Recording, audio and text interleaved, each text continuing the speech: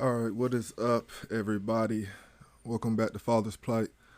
Today we're going to be covering Just Pearly Things again, and she asked the question about child support. And should you pay child support? Should the system exist? And she has her panel here, and they're going to discuss it. And I just thought they had some nice talking points. The clip is only about 8 minutes long, so let's go ahead and see what we can learn.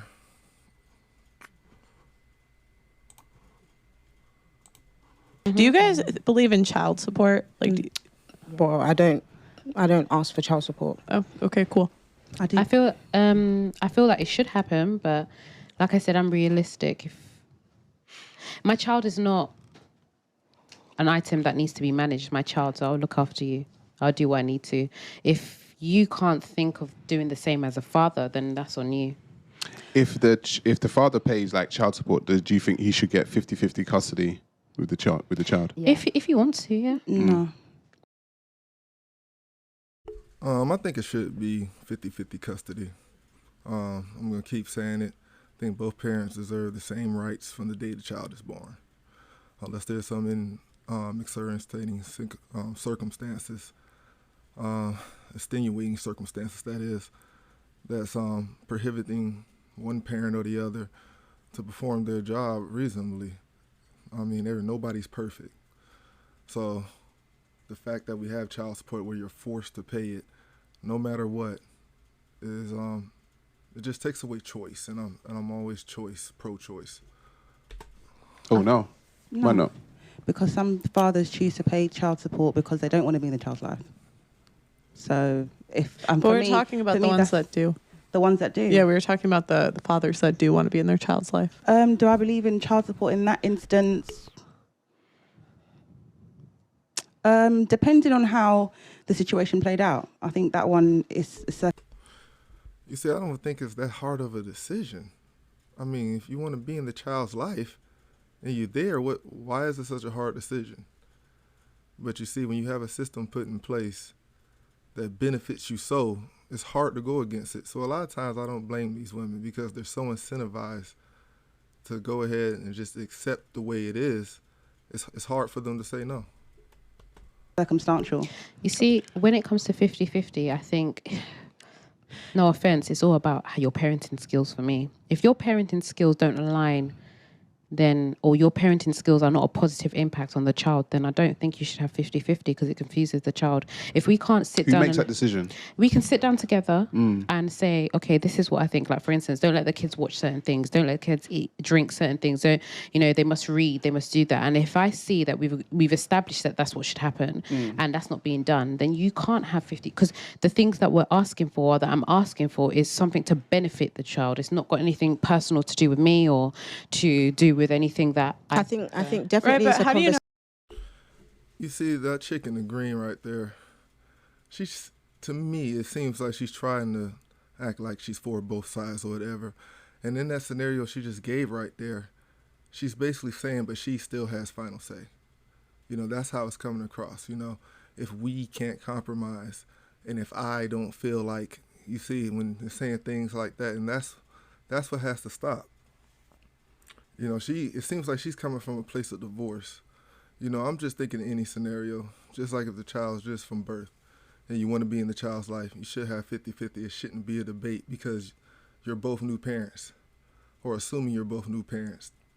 Who's to say that one is going to be better than the other? Who's to say if that one is the new parent and one had previous children, that the one who has already had children didn't have bad parenting practices before having this child with the other man? So it's just silly to me to look at stuff and just break down everything so microscopically to where you can never make any progress, But anyways, let's continue.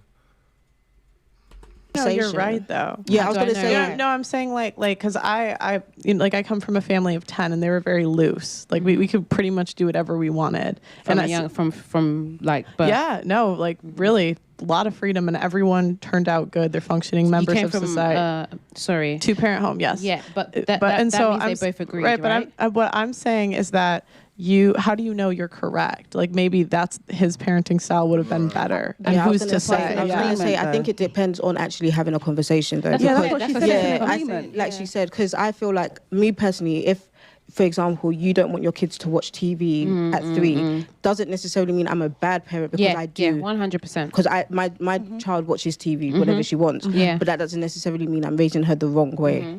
If I'm seeing impacts of their behavior changing at school and it's being brought to my attention and stuff like that, then we need to discuss, like, whether we're not together.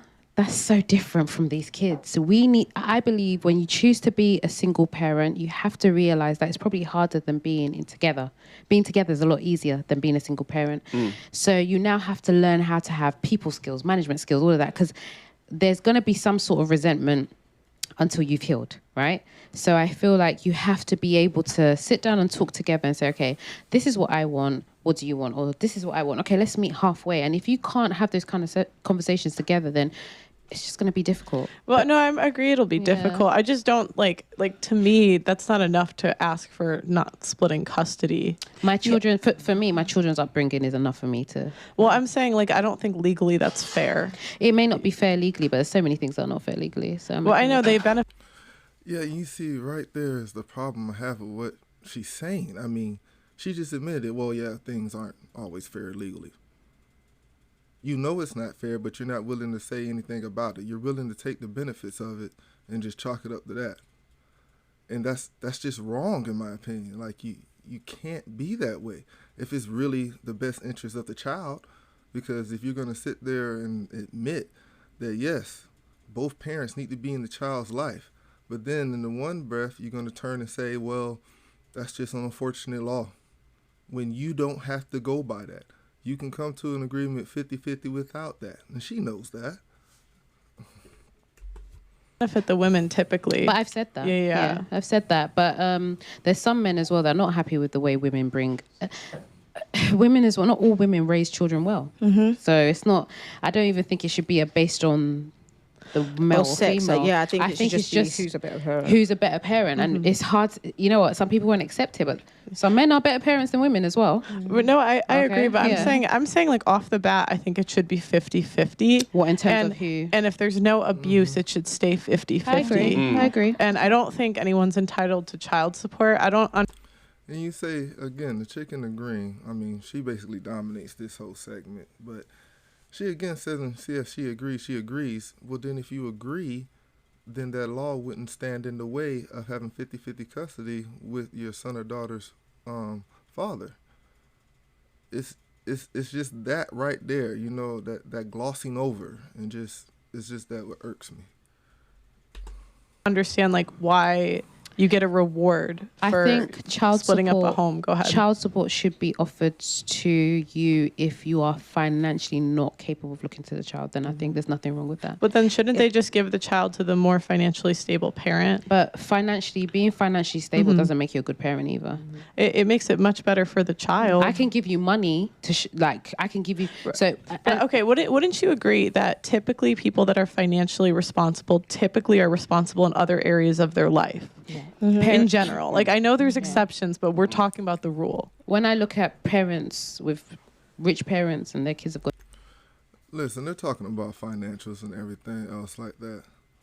I don't know about you all, but me personally, I believe there's nothing more valuable to a child, or really to anybody, than time. Your time being there with them, going through things, sharing things with them. I mean, that's the important stuff.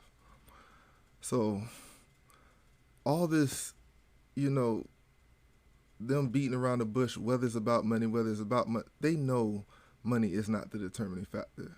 They know it. And I don't understand.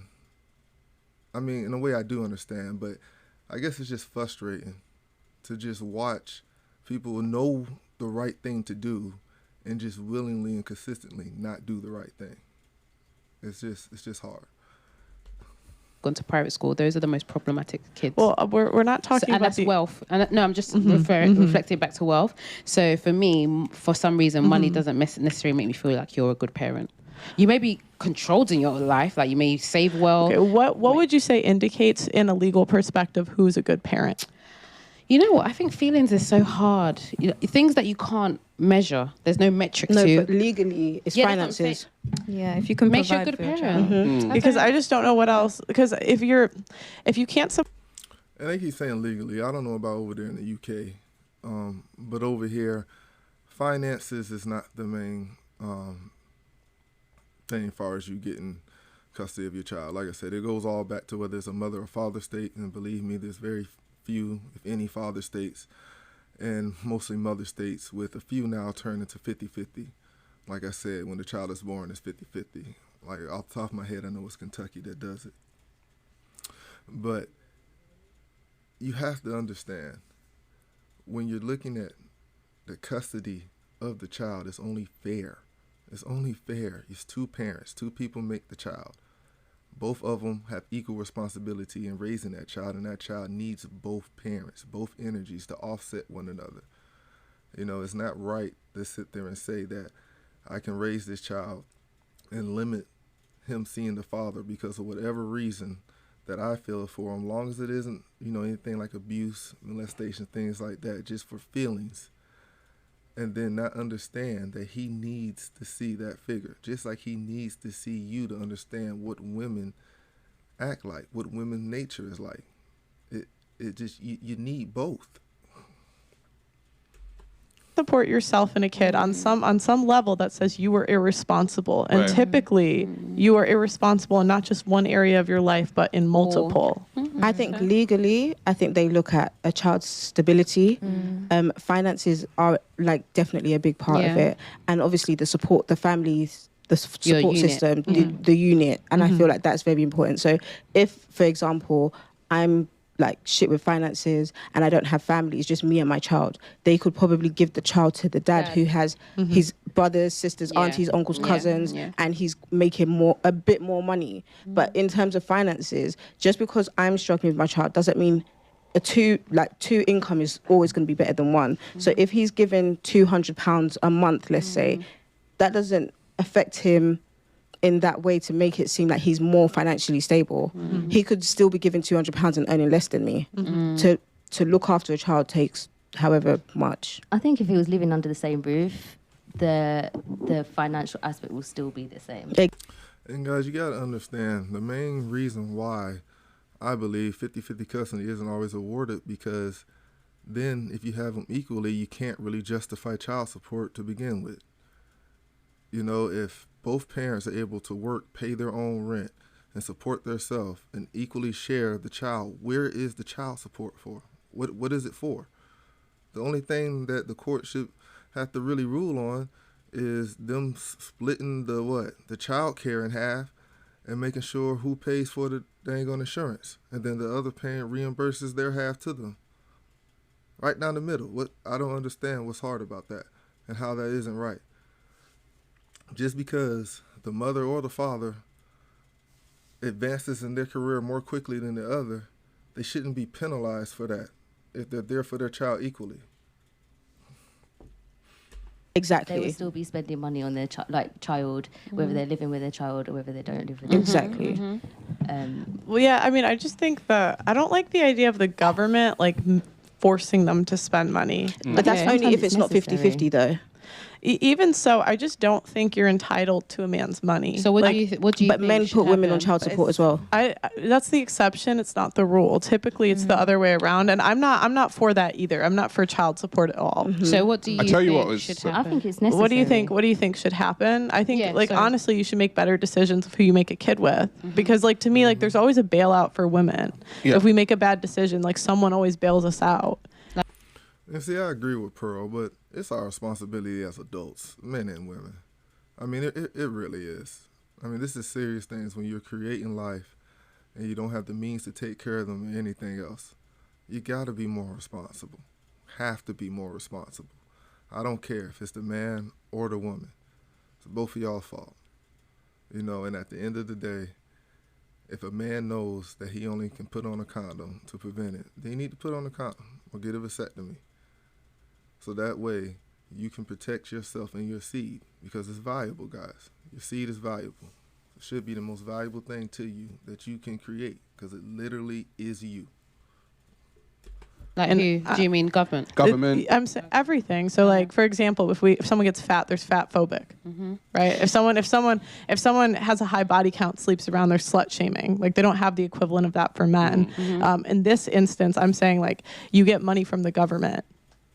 I just I really, know. or from the guy. So I you're- wouldn't be able to comment on this because I don't personally take child support, Right. and I did make right, a I'm not- decision with my baby father, but that's the choice I made, and I'm dealing with it. No, and that's the thing. I respect people that take accountability, but it's like to me, I don't think anyone should bail anyone out for their bad decisions. So if you choose to make a child with a subpar guy, I don't think you're entitled to his money. You should have picked better. But then the man played just as much of a part to create that child as the woman. No, because women are in charge of birth. It's your own fault if you get pregnant. It's definitely because your own because fault if we you have get we have 10 to 15 forms of birth control. Even if we get pregnant, you Okay. can get an abortion. Yeah, but a man still has to. it's hot in here.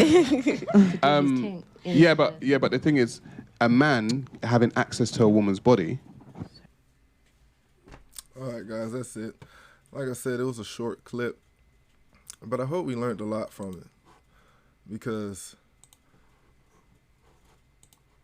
child support is all predicated on custody and how much you see your child.